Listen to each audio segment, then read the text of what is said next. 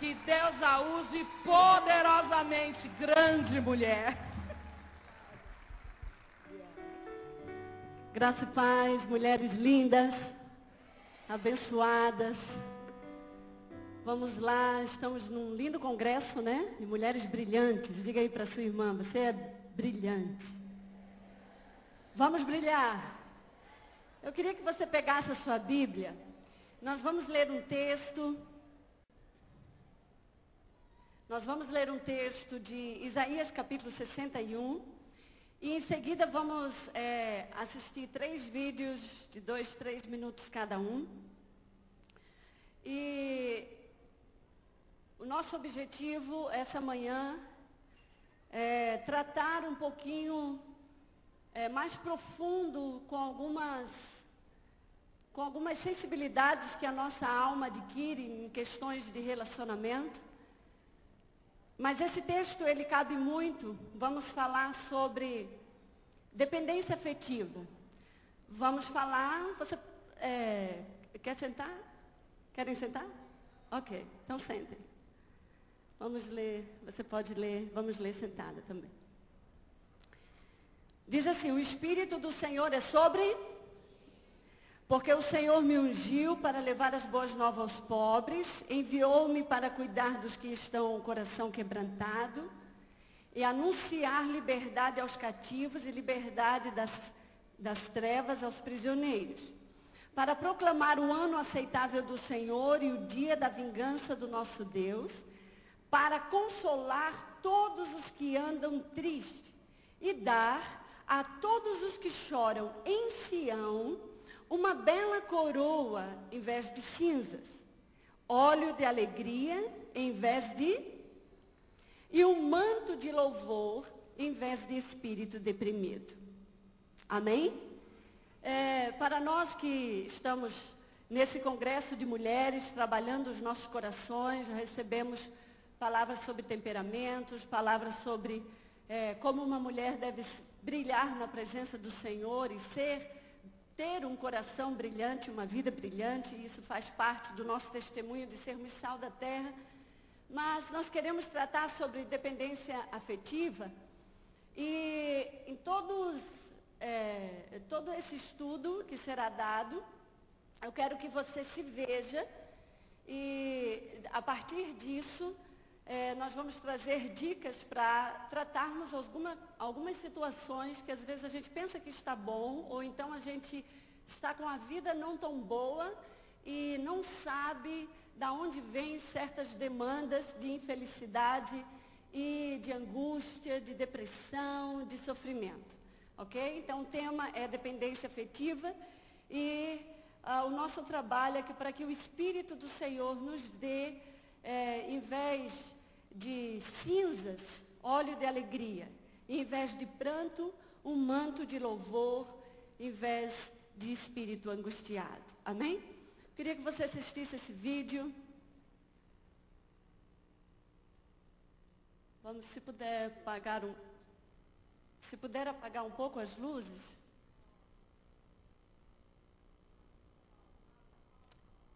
Ele sabe que está faltando o áudio. Está faltando o áudio, Mário. Isso.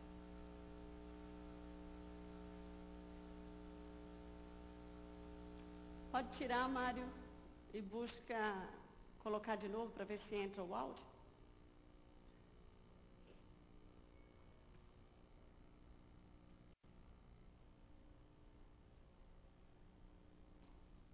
Isso, só um momentinho.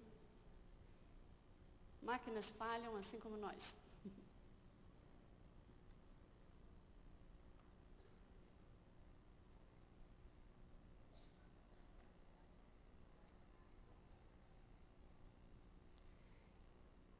Isso pode ter acontecido com...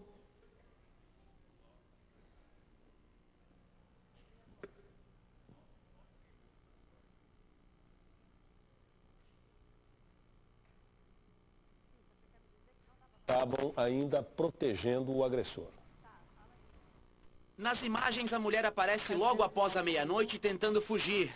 Na sequência, o marido aparece e começa a agredi-la. A filha dela chega, vê a mãe apanhando do Coloca no padrasto início. e sai para pedir ajuda. Monitorando a chegada da polícia, ele continua a bater na mulher por quase meia hora.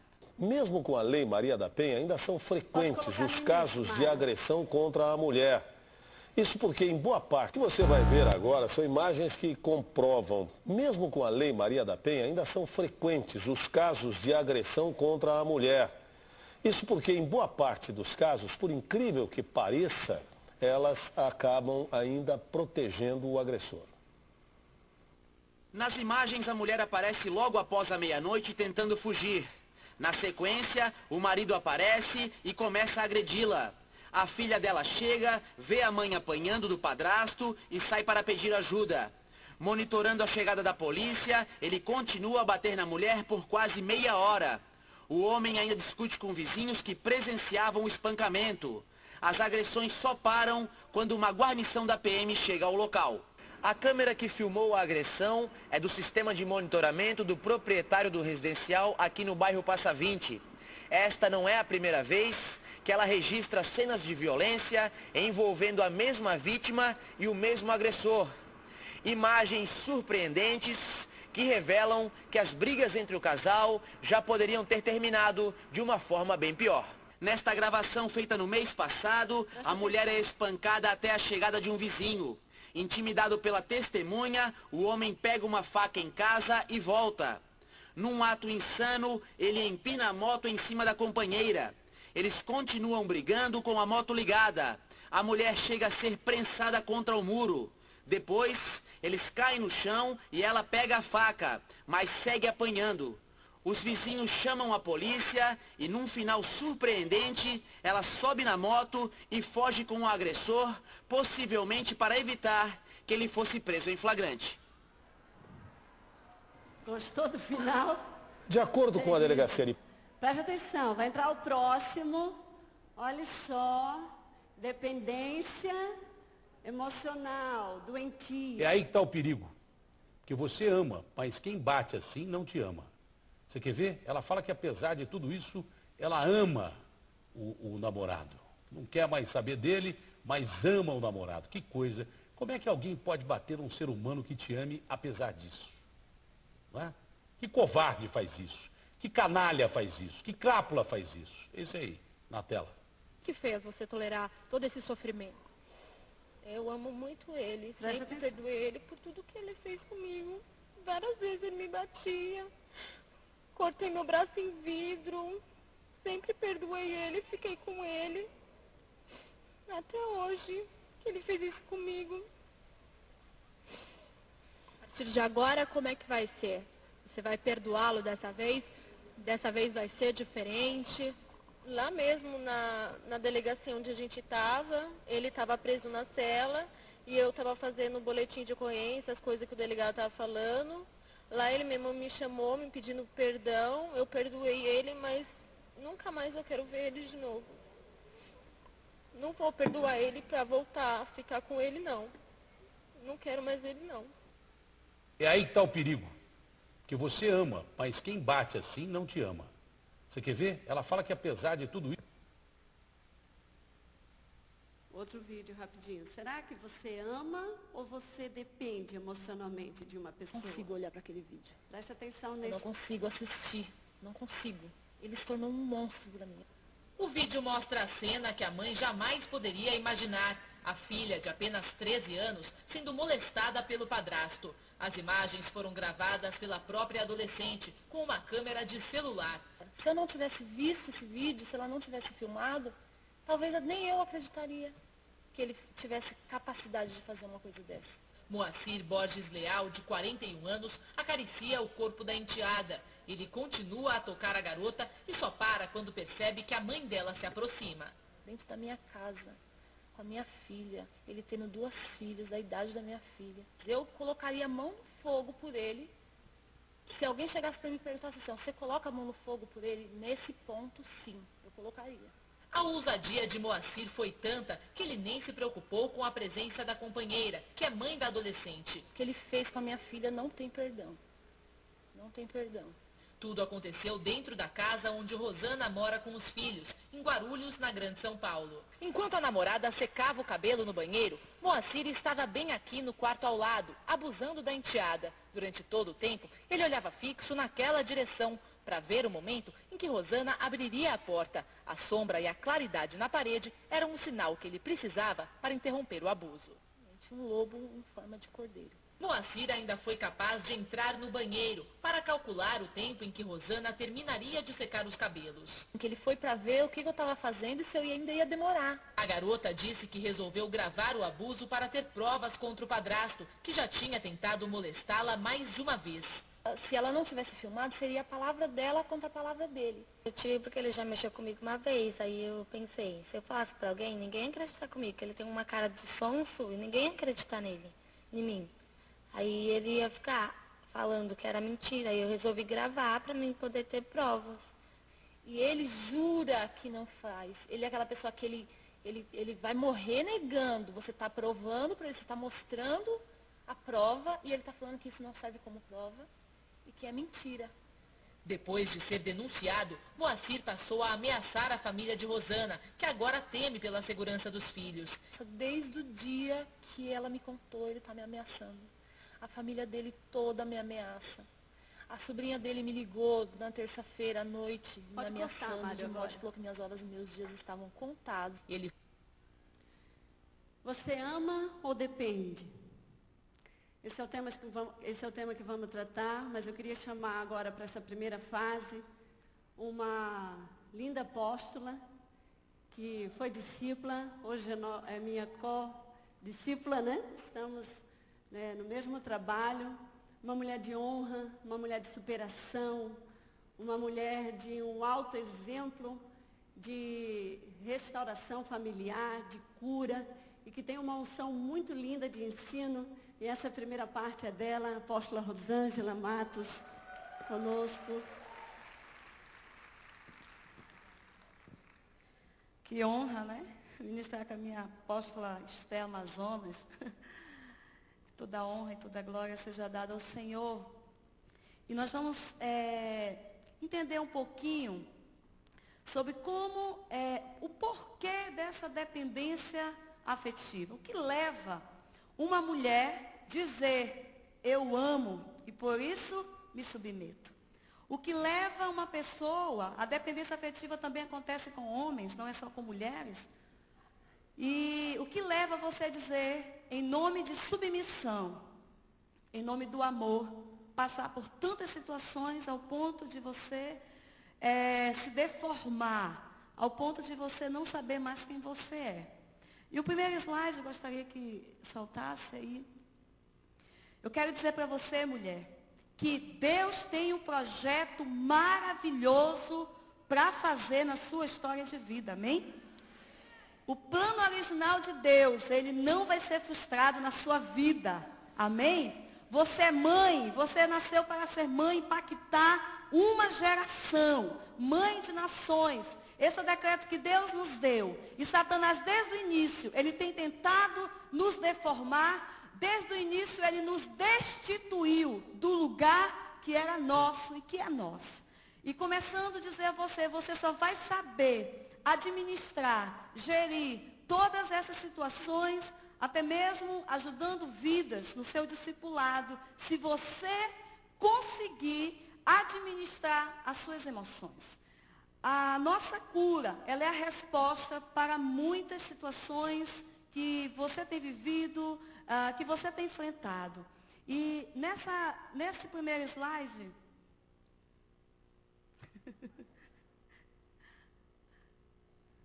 eu gostaria que você visse, ok.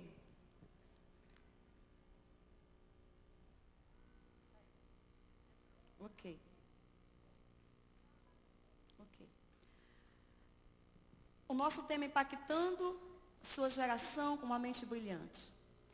E a primeira coisa que você vai precisar é ser gestora do seu eu. Em Provérbios 25, 28, a Bíblia diz, como uma cidade derrubada, sem muro, assim é o homem que não pode conter o seu espírito. Então esse versículo já nos nos mostra que se você não souber conter, controlar, dominar a tua mente, essa cidade que o Senhor nos deu para governar, você vai estar propensa, você vai estar à mercê de qualquer invasão que vir na sua direção. O que é o eu? O que é o eu? Pergunte para a pessoa que está ao seu lado, você sabe o que é o eu? E aí nós temos uma figura muito interessante, né? O eu, ele é o centro da personalidade. Ele é o líder da psique, ou da mente. É o desejo consciente, a capacidade de autodeterminação e a identidade fundamental que nos torna seres únicos. Esse eu, ele é formado na nossa infância. Ao longo da nossa infância, ele vai sendo formado. É o que você é, o que somos, o que fazemos. É a consciência de qual é o seu papel na sociedade. É a consciência onde você está, de localização, de tempo. É a sua identidade. Quem eu sou é minha autoconsciência. Você percebe o mundo como você é interiormente. Pergunte para a pessoa ao seu lado, você sabe quem você é hoje em Cristo? Você sabe para que realmente você nasceu? Você só vai ter esse controle, você só vai conseguir dominar, ser gestora do seu eu, quando você descobrir em Deus quem realmente você é. Amém? A nossa identidade, ela é formada, como eu disse, na infância. E ela é formada, ela pode ser desenvolvida em dois ambientes. O primeiro ambiente, um ambiente de amor, um ambiente de amparo, um ambiente de valores, que vão sendo assim impressos na sua personalidade, no seu eu. Ou pode ser também ter sido formado num ambiente de desamor, um ambiente hostil, um ambiente de rejeição, um ambiente de desamparo, o slide não está passando, de desamparo e de desvalor. E a ideia que você tem hoje de quem você é, que a psicologia chama, né, a psicologia cognitiva chama de crenças centrais, é justamente essa ideia que foi impressa na sua vida, que você traz consigo hoje desde a sua infância. Que pode ser ideias positivas de você mesmo ou negativa, que é a baixa autoestima. E isso gera em você, você pode se tornar absolutista, generalizadas. E essas ideias podem ser absolutistas, generalizadas e globais, com relação ao teu próximo. A forma como você percebe o mundo influencia como você se sente. Então, esse eu, essa personalidade, a sua identidade hoje, como ela está, é exatamente da forma que você vai se sentir. Ou melhor dizendo, como você se sente hoje, é exatamente como está a sua alma, a sua mente. E quando a nossa identidade, ela é desconhecida por nós, quando você não sabe quem você é, quando você não tem essa autoconsciência, você facilmente, você é manipulada. E isso gera deformidades. Quando eu não sei quem eu sou, eu facilmente coloco a minha identidade, o meu conceito, na mão do outro. E se a minha estrutura, voltando aqui um pouquinho, se a minha estrutura ela foi formada nesse ambiente de desamor, de desvalor, de desamparo, eu vou ter tendência de crescer e de me relacionar com esses sentimentos, perceber o mundo através dessa janela da minha alma, de desvalor, de desamparo e de desvalor, desamparo e desamor. Muito bem, vocês estão prestando atenção. E desamor. Então, como eu tenho esse meu eu desestruturado, adoecido, porque na medida que eu me relaciono com o outro, né, para buscar algo no outro, essa relação, ela não vai ser uma relação saudável. Porque nós precisamos um do outro, sim. Mas nós não podemos depender exclusivamente do outro. Amém? Você precisa depender exclusivamente de Deus. Amém? E você vai se tornar bênção na vida do outro. Porque nós só vamos dar aquilo que nós temos. E aqui esse slide diz, quando uma pessoa tem o seu eu desestruturado, adoecido, comprometido com esse desamor, esse desamparo, ela vai ter a tendência de gerar essa dependência afetiva. Por causa de quê? Por causa do medo, por causa da insegurança. O que leva uma mulher, como nós vimos aqui no vídeo. Ok. Querida, pois, alguém aqui que possui uma Toyota prata, placa OAO 2210. Por favor, você está impedindo e a pessoa precisa sair de urgência. Toyota prata, ok? Ok, pastor.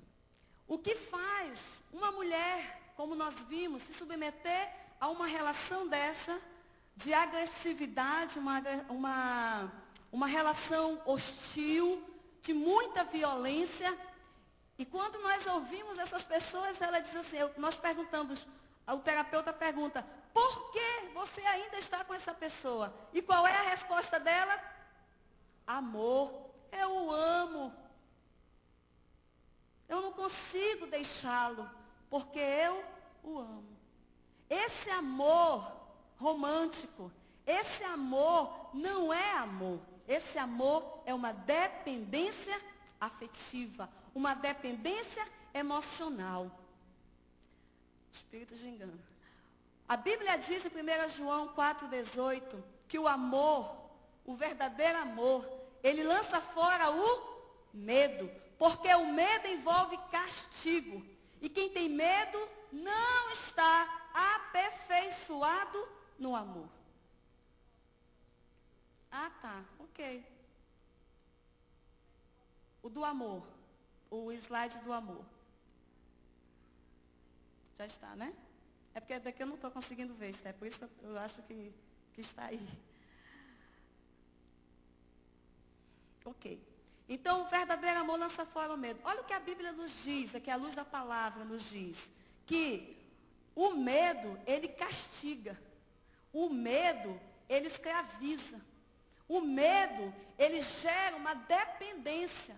E esses relacionamentos, eles são relacionamentos doentios, por quê? Porque eles não trazem benefício algum para as duas pessoas, só para uma.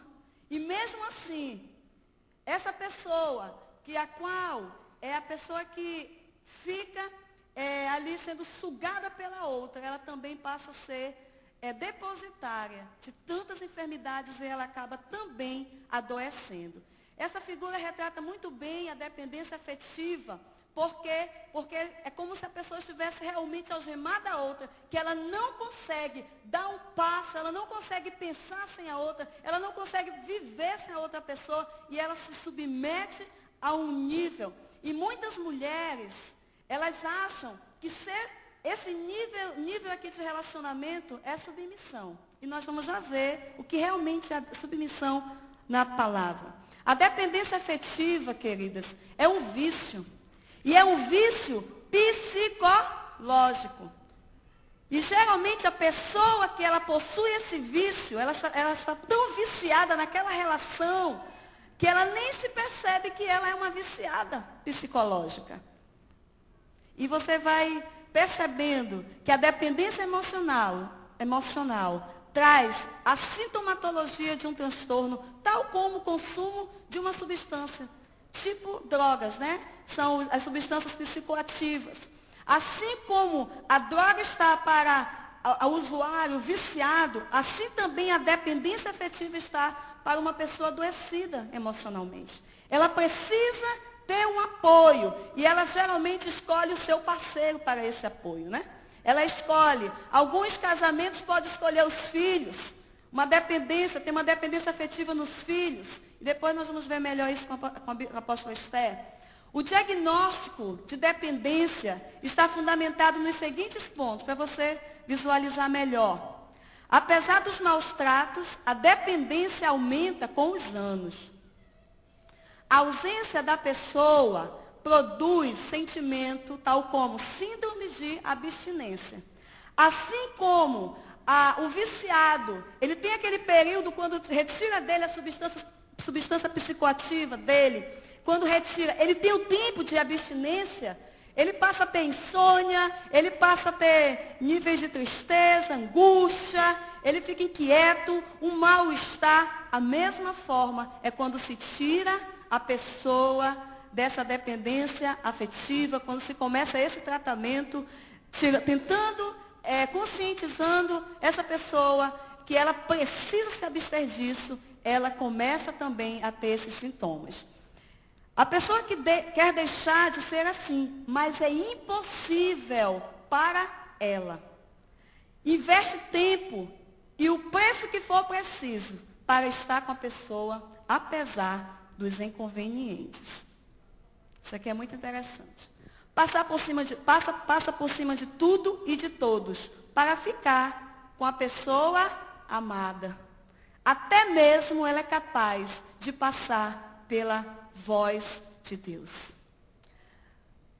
Hoje nós precisamos buscar, Senhor, o que eu sinto é amor ou dependência afetiva? Até que ponto que você diz que é amor? É dependência afetiva. É uma dependência emocional. Se é o amor, por que não respeitar princípios? Se é amor, por que não respeitar princípios, respeitar pais, respeitar mentores, respeitar? Por que eu estou tão envolvida nessa relação ao ponto de eu estar amando cegamente? Sofre uma clara redução. É a Toyota de novo, amiga? É o Corolla Toyota, que a pessoa tem uma audiência. Corolla, um Corolla Toyota. Isso. Tá? É um Corolla, tá parado bem aqui. Ou o dono do Corolla, placa 0O2210, ou o Zafira Prata, que está parado também bem aqui à frente. A pessoa precisa sair com urgência, ela tem uma audiência agora. Por favor, você que tem se você não tem certeza que é o seu, sai assim mesmo. É um Zafira ou um Corolla, tá bom? Mas vai tirar lá porque a outra pessoa que está imprensada precisa sair com urgência. Por favor. Um Corolla, Toyota, ou um Zafira, chama o guincho, né? Precisa sair com urgência, senão ela vai me bater. Aqui, ó. Toyota Prata, é esse mesmo, amiga? Não, outro, não tem outro. Tem mais um outro Toyota, tem 3 carros que podem ser tirados para poder sair. Tem um outro Toyota Prata também, está parado quase aqui de frente. É um som de Toyota, vai lá. Vai lá.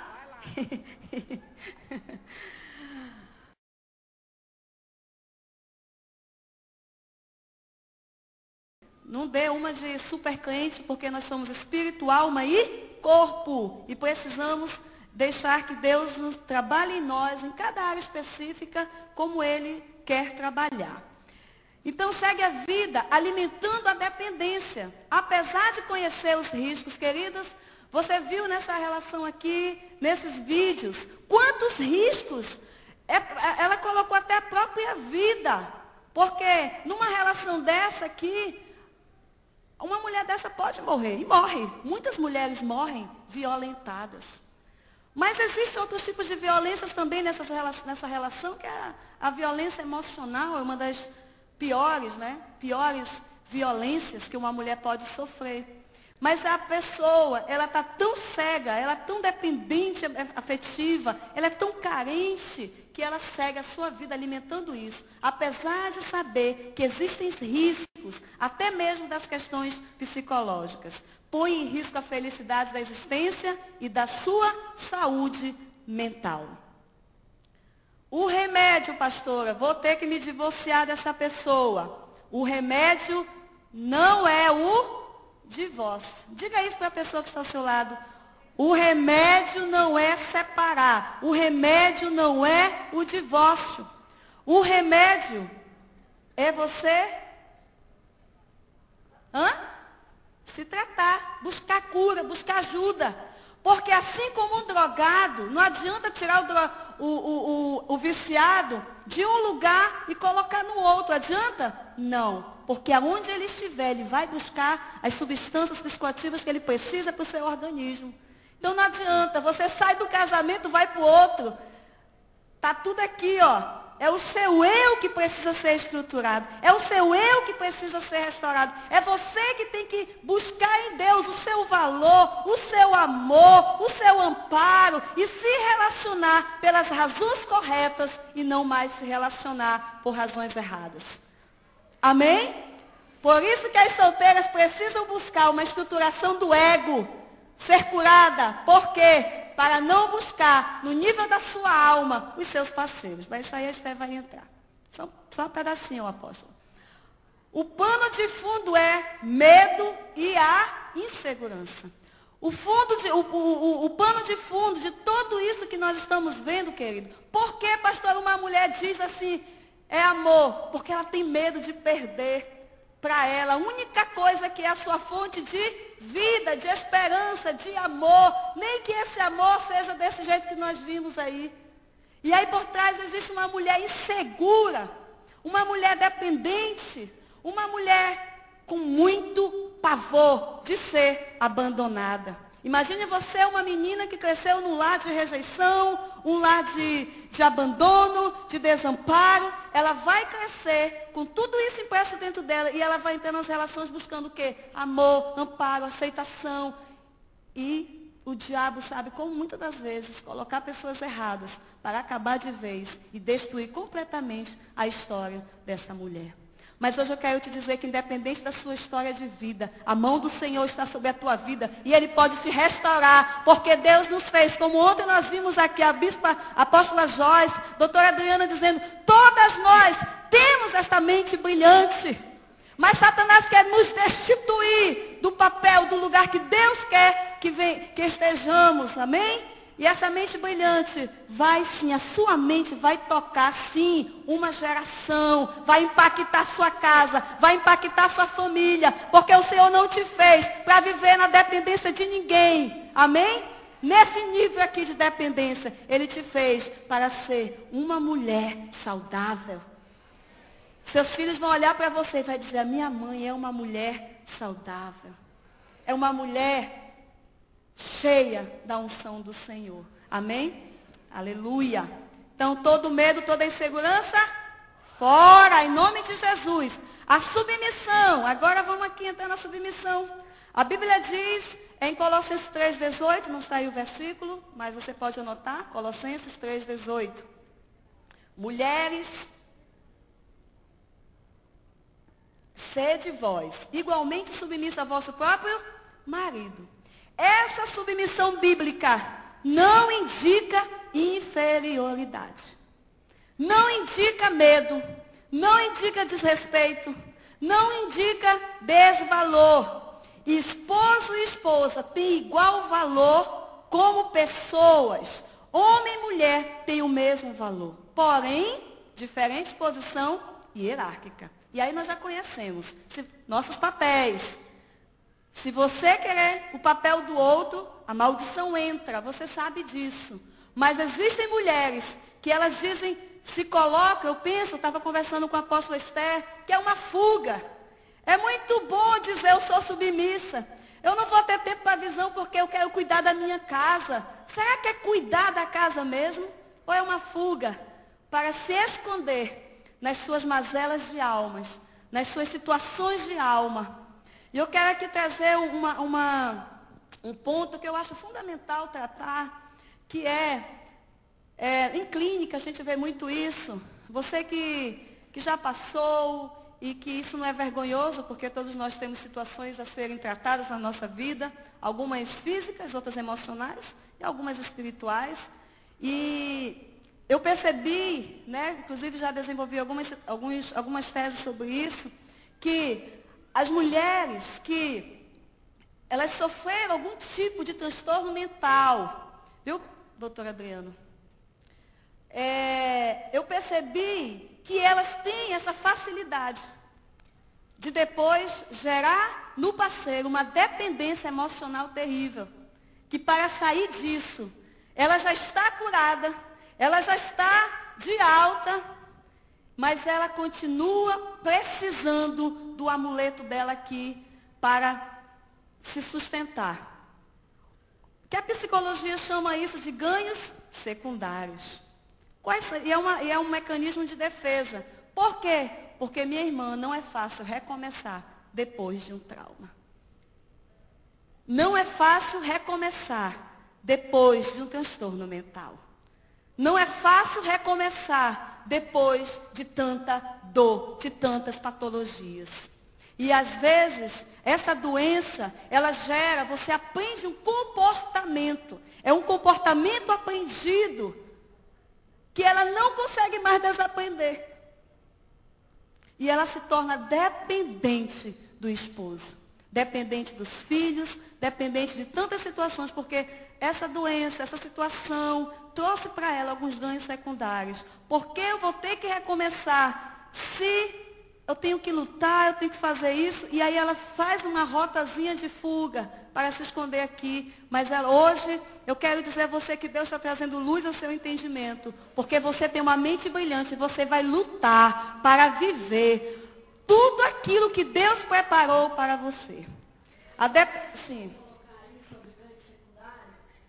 É muito difícil, realmente, como a apóstola falou, a gente trabalhar, sair de uma depressão, você recebe alta do processo, mas você teve ganhos secundários com aquela doença. Por exemplo, a tensão mais forte, mais presença de toda a família. Então, querendo ou não, a família olha mais, se importa mais. Por favor, isso. E aí vai, corre, faz. Hoje eu não posso ir, eu estou muito mal. Aí, ok, então não vai. É muito, como ela falou, é muito difícil a pessoa sair do ganho secundário. Por isso que nesse momento se estabelece a dependência afetiva. Né? Então, para nós mulheres que somos mais sensíveis nas emoções, temos mais campo emocional de sensibilidade, isso aí se torna uma erva daninha terrível. Eu só queria dar um outro exemplo do pano de fundo do medo. Mário, só volta pano de fundo lá, que é a interrogação. Eu me lembro de uma época que eu passei muito isso, e eu queria dar um exemplo. Eu desenvolvi uma depressão, e quando o Arão viajava, eu chorava desesperadamente dentro de casa. Porque na minha mente, ele poderia morrer, e como que eu ia ficar sozinha com as crianças, e como é que eu ia fazer da minha vida? Então, a angústia e o medo e a insegurança era tão grande dentro de mim que eu ficava desesperada dentro de casa. E aí, eu tive que tratar isso com um terapeuta. A maioria de nós, pastores, que não temos conhecimento nessa área de terapia, nós não conseguimos tratar isso. Né? E o meu pano de fundo era o medo que eu adquiri de infância, porque meu pai sempre viajava. Eu nunca tive pai em casa. Então, no momento da minha sensibilidade muito forte emocional, eu trouxe esse pano de fundo da infância e passei a viver, aos meus 35 anos de idade, um transtorno nas minhas emoções sem limites. E como o colérico não gosta jamais de perder o controle, eu sofria mais ainda porque eu tinha perdido o controle da minha existência e eu estava agora totalmente afundada no meu medo e na minha insegurança. Então eu tive que ir mesmo com um tratamento terapêutico, eu tive que passar por tratamento de remédios por causa dos transtornos químicos que isso se estabelece no cérebro, e mais, eu não dormia, porque a insegurança era tanto, o medo era tanto que não dormia. Eu me lembro que eu fiz uma viagem para Israel e eu fui a aeronave toda chorando. Botei as meninas para dormir e eu fui chorando para Israel. Porque deu um problema no voo nos Estados Unidos e mudou a data. Eu não pude voar naquele dia, eles botaram a gente no hotel, eu fui no outro dia. Com isso, eu tive um medo terrível, que não tinha ninguém no aeroporto de Tel Aviv para pegar a gente. E eu fiquei desesperada. E passei a noite chorando dentro do avião. E aí saí da aeronave, de Roma para lá, já encontrei vários brasileiros no voo, porque eu estava indo só com as meninas dos Estados Unidos. E quando eu encontrei os brasileiros, eu comecei já a ficar segura. E aí aquilo já foi bom para mim. E eu nunca tinha esse problema. Eu viajo o mundo inteiro. Eu viajo acompanhada, viajo sozinha. Eu nunca tive esse problema. Mas eu desenvolvi isso aí terrivelmente. Então, a única forma de tratar essas coisas, mulheres, é a gente tratar mesmo as nossas emoções. E eu cheguei lá, tinha gente para me pegar, tinha outras pessoas, tudo foi ótimo, mas eu vivi uma dor terrível por causa do medo e insegurança que eu adquiri na minha infância, que às vezes não é só infância, não é? Pode ser um episódio, né, também no decorrer da sua vida. Existe um transtorno chamado depressão pós-traumática, que também pode desenvolver esse tipo de dependência afetiva. E outros mais. Agora, a dependência afetiva, volta lá o slide, por favor. Muito mais que um ato de amor, muito mais do que um ato de amor, de carinho, desinteressado e generoso, é uma rendição conduzida pelo medo, com a finalidade de preservar as coisas boas que a relação oferece. Ou seja, ela se rende totalmente para buscar o que é bom daquela relação, porque ela precisa daquilo ali para viver. E sobre o disfarce do amor romântico. Aí você vê a figura, está vendo aí a figura? Olha o amor, aí talvez você ache que é amor, você está se apegando a um sapo e dizendo que o nome disso é um amor, né? O amor romântico. Porque a dependência afetiva é uma doença emocional, porque ela despersonaliza lentamente o sujeito, até o transformar num anexo da pessoa. Então, essa parte é muito complexa na psicologia, porque ele diz que o eu é fundido, ou seja, é como se eu e a Esther passássemos a ser uma. Eu perco completamente a minha personalidade, isso é terrível. Onde está o princípio da individualidade, né? Que Deus nos fez. Então, eu passo a ser um anexo, eu não apareço, eu não tenho essa mente brilhante, eu não brilho mais, eu sou apagada completamente, porque quem vai aparecer só é a Esther, ou seja, ou o meu parceiro, ou a pessoa que eu decidi depender afetivamente. Então, mulheres, a dependência afetiva é um vício, e é um vício psicológico, ou viciada na relação, nós vimos isso, porque você sempre está ali, vai e volta, é um ciclo, né? Está presa, por isso que você está presa, escraviza. Se o seu bem-estar, a sua paz depende do outro, bem-vindo ao mundo dos viciados afetivos. Os viciados, eles não sabem ficar bem estando só. Eles ficam sem chão, perdidos. Próximo, né? Próximo. Dependemos sim do outro, porém sem desamor, amém? Sem desamparo e sem desvalor. Amém? Você depende do seu esposo? Sim. Mas sem desamor, sem desvalor e sem desamparo. Próximo. Essa dinâmica aqui é saudável. Isso é saúde. Ter dependência, ter independência e ter também a sua interdependência. Esse é um mecanismo, é uma dinâmica saudável, porque nós dependemos sim do outro. Desejo não é dependência afetiva. Você desejar o seu cônjuge, ter prazer de estar com ele, isso é saudável. Isso é prazeroso, isso é sadio. Você desejar, querer estar ali, isso é sadio. O que define a dependência não é o desejo que tenho pelo sujeito, mas a incapacidade de renunciar à dependência. Desejar algo com todas as forças não é mal. Transformar esse algo em imprescindível, sim. A independência afetiva não é indiferença. Independência não é endurecimento, não é indiferença, não é insensibilidade com o outro, não é isso. Nós estamos deixando bem claro aqui, porque nós não queremos dizer assim, agora eu sou independente do meu marido, não é isso. não vou obedecê-lo, ser submisso. Não é isso, nós estamos falando de um transtorno. É muito mais do que amar, é muito mais. É você ser apegado a tal ponto que você se desrespeita. É isso que nós estamos falando. Deus nos fez para nos relacionarmos. Senão, a sistêmica da relação da humanidade é relação.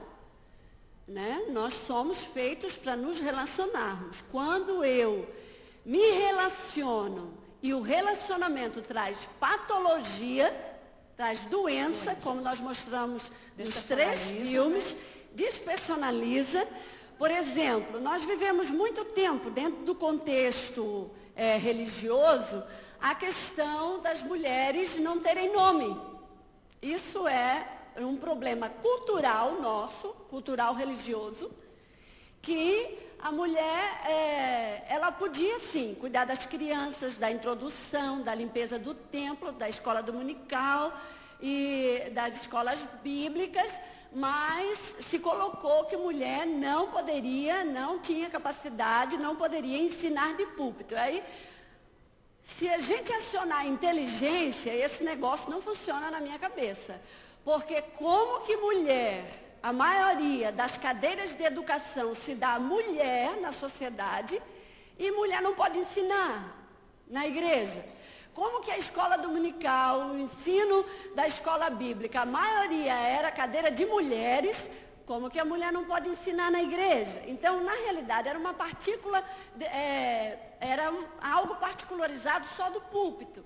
E aí muitas mulheres deixaram de expressar grandes ministérios que Deus tinha na vida dela, porque a cultura religiosa trouxe um desvalor à liderança feminina e hoje nós estamos vivendo o resgate dessa liderança feminina na vida da igreja. Estamos finalizando. Desapego não é desamor, é uma maneira saudável de amar. De dizer não à posse, ao domínio, ao autoritarismo, não à dependência. É afeto sem opressão. Não é que você vai ter uma personalidade aí, né? São os esquizoides que não têm apego a nada, não é isso. Não é essa ausência de amor, né? de medo.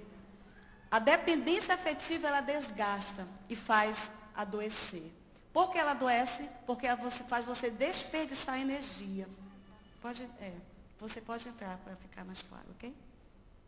Só para finalizar aqui, desperdiça energia por quê? Porque você vai ter que reter muita fonte para gratificar.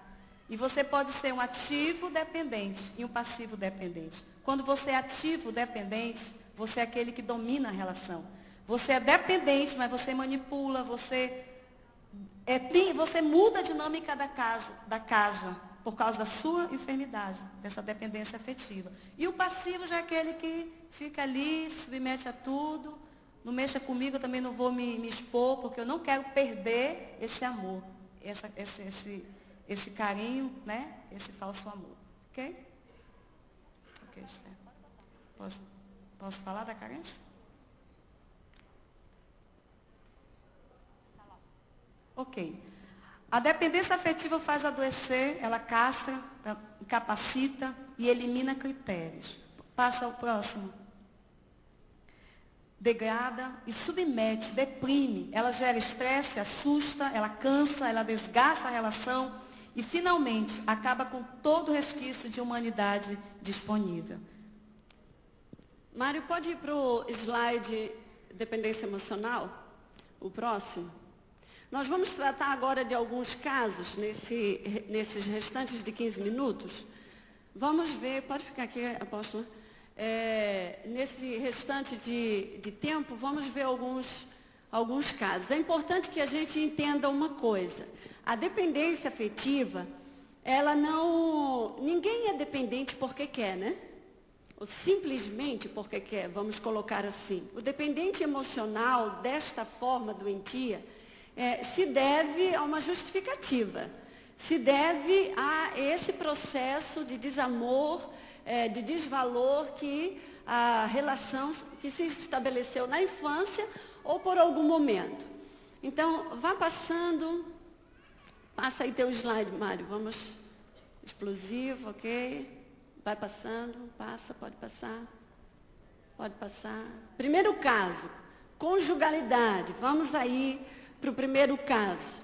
Na conjugalidade, uma mulher, por exemplo, de 36 anos que vive com um marido alcoólatra, violento e abusador. Ele é um pai que violenta também os filhos. Esta mulher não consegue se separar. Por quê? Próximo, Mário. Depois de muitas sessões de terapia, né, que essa mulher vivenciou, tudo que ela já tinha apresentado não explicava o seu comportamento, todas as justificativas e a demanda que ela trazia na terapia.